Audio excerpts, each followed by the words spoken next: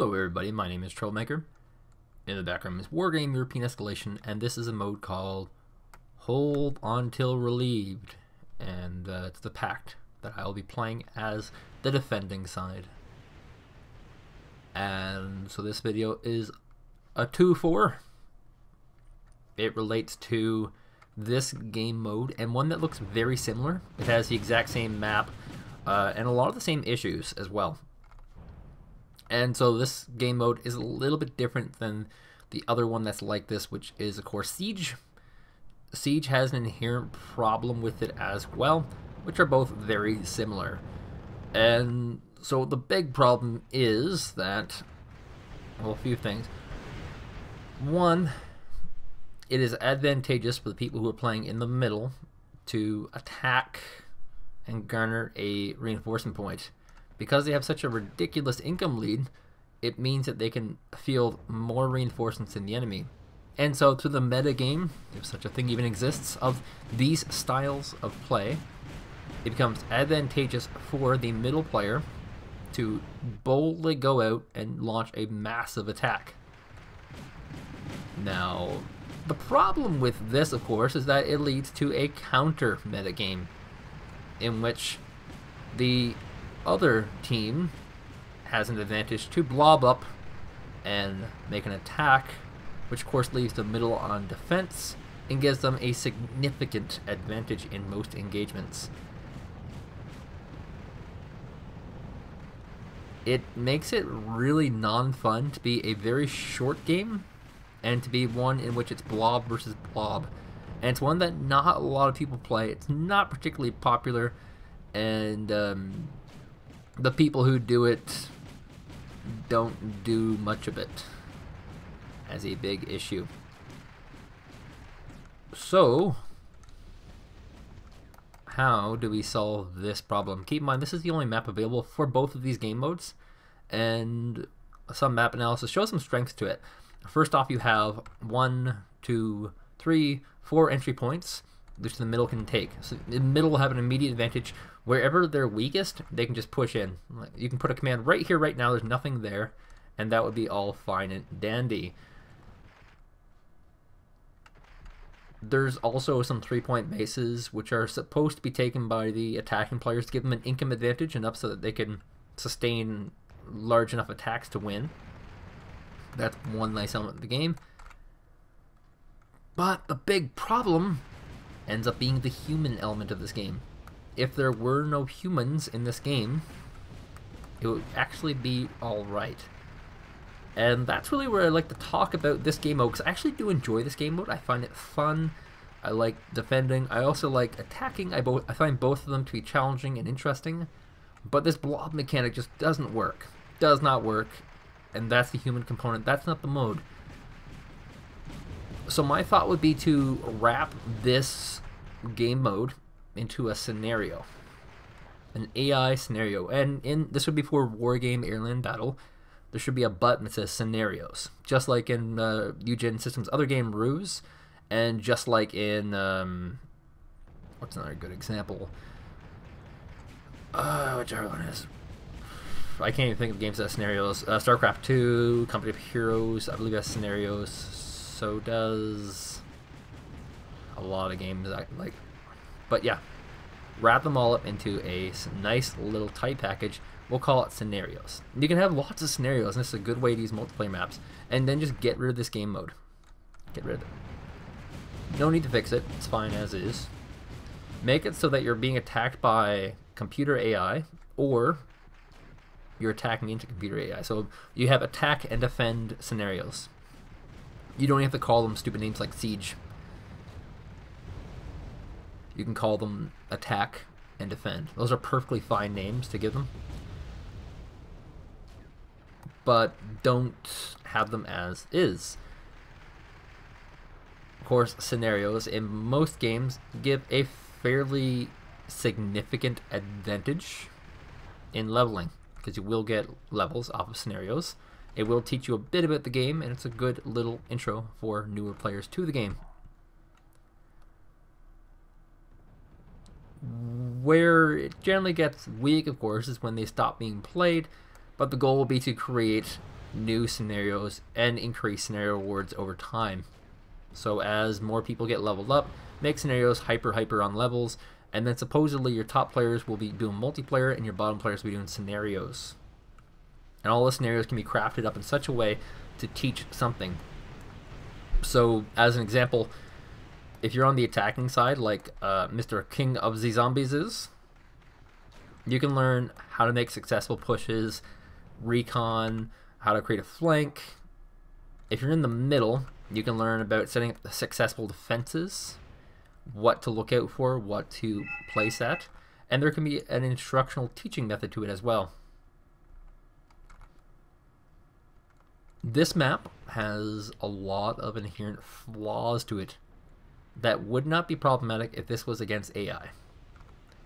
So basically what you have here is two circles. You have your outer circle and you have your inner circle. Your inner circle is shaped like an egg. Now imagine, if you will, you can try this yourself. Take an egg, put it around your hands, and squeeze it. The inner circle, or the egg, will always be stronger than the outer circle. It'll always take more force from the outer circle to beat the inner circle. And that is tactically how it works in this game as well. So, how do you break an egg? Quite simple. You attack it from one side. You take your palm and you hit it. And if you don't want to get your hand all full of yolk, you pincer it. You tap it on the side against your stove and boom, you have a cracked egg. And that's exactly one of the weaknesses of this map. Something that you could program AI to not do. That is, if a smart player was to go right through here, this little road area here, he would split up these 2 points here, grab these areas here, and he'd be able to break this in half and chew up both sides piecemeal. Alternatively, the Lord Zombie strategy, King of Zombies, involving the slap, in which you get your handful of yolk, also seemingly works pretty well.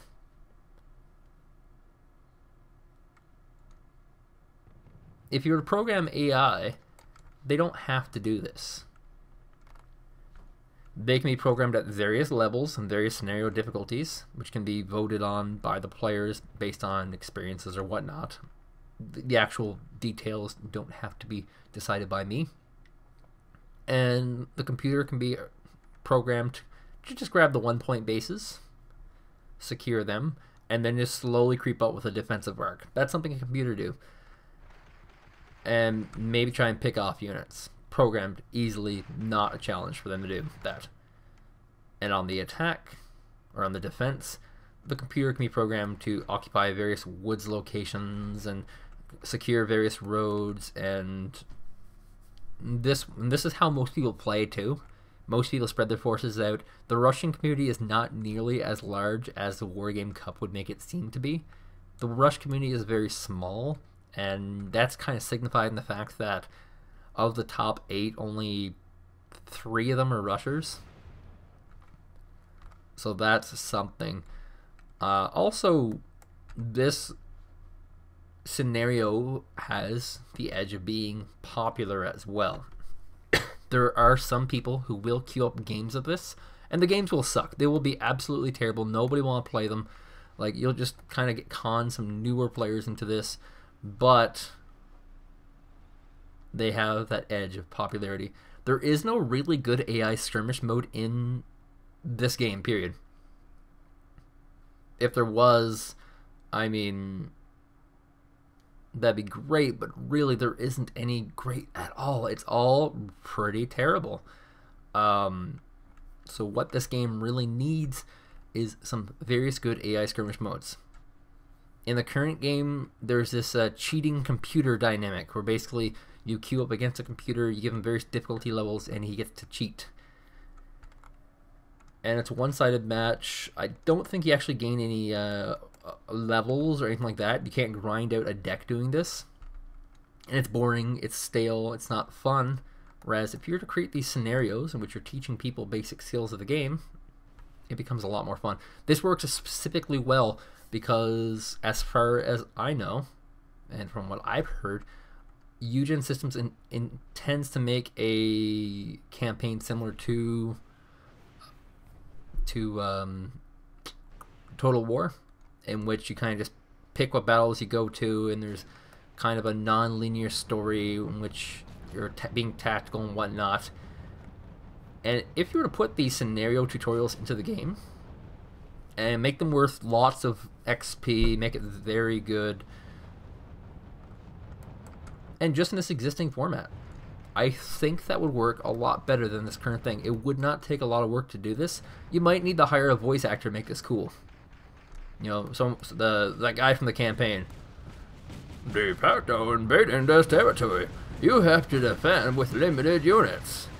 And then there'll be a tutorial part be like, if you feel you have the potential numbers, you should go ahead and attack your enemy and grab a reinforcement point and whatnot. Because if you looked at the tournament, there were a lot of people who did strategies like this where they grabbed high point bases and then went and grabbed the reinforcement point after they just maxed it on ridiculous numbers of points. That's really all I have to say. I did do probably about 6 sieges, and probably about 3 of these hold out until pact reinforcements.